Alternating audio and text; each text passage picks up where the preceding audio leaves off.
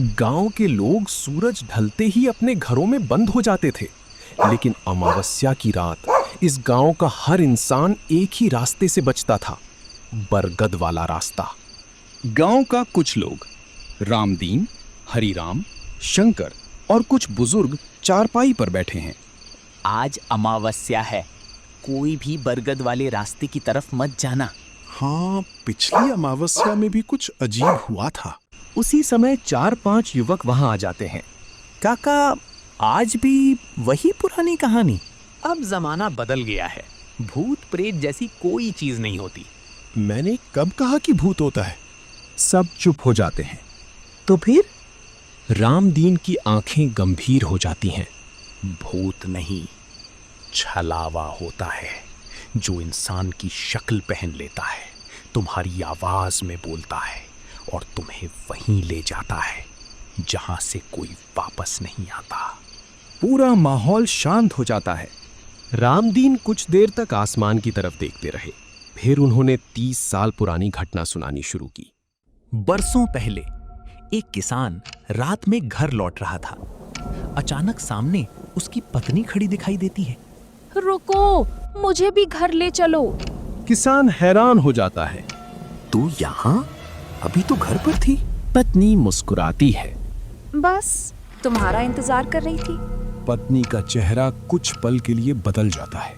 उसकी आंखें पूरी काली, चेहरा सफेद, मुस्कान असामान्य। तू कौन है? वो आकृति धीरे धीरे गायब हो जाती है। फिर अगली सुबह किसान बेहोश मिला। उसने बस एक ही बात कही, वो इंसान नहीं था। सभी युवक थोड़े गंभीर हो जाते हैं, लेकिन रवि अब भी मुस्कुरा रहा है। काका, किसी ने मजाक किया होगा। काश ऐसा ही होता। रवि अपने दोस्तों की तरफ देखता है। लोग आज साबित कर देते हैं कि वहां कुछ नहीं है। अरे छोड़ ना। डर गया? डर नहीं, बस मन नहीं है। मैं भी चलूंगा। तीनों तय करते हैं कि आधी रात को बरगद वाले रास्ते पर जाएंगे। रामदीन उन्हें रोकते हैं। अगर जाओ तो एक बात याद रखना। तीनों रुक जाते हैं। क्या?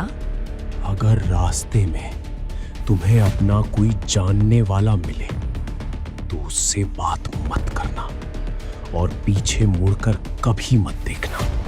रात 12 बजे तीनों दोस्त टॉर्च लेकर निकलते हैं।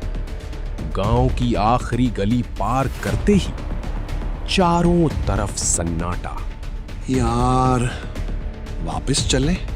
बरगद का पेड़ सामने दिखाई देता है। उसकी जड़ें जमीन से बाहर निकली हुई हैं। हवा के साथ उसकी शाखाएं हिल रही हैं। तीनों रुक जाते हैं। सुना? शायद कोई औरत होगी। लेकिन आसपास कोई नहीं। फिर आवाज दूसरी तरफ से आती है, फिर तीसरी तरफ से। ऐसा लगता है जैसे कोई उन्हें चारों ओर से घेर रहा हो। अचानक बरगद के पीछे सफेद कपड़ों में एक लड़की दिखाई देती है।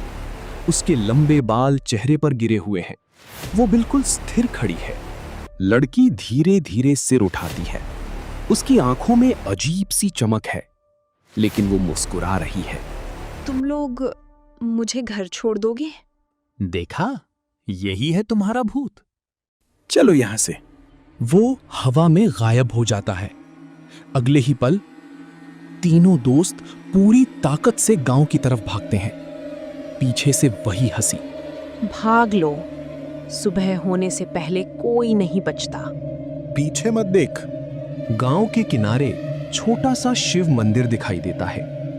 उसी समय घंटी बजते ही पीछे से आती हंसी अचानक बंद हो जाती है।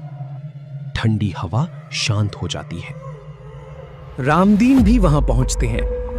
मैंने कहा था, वो भूत नहीं, छलावा है। काका, हमसे गलती हो गई।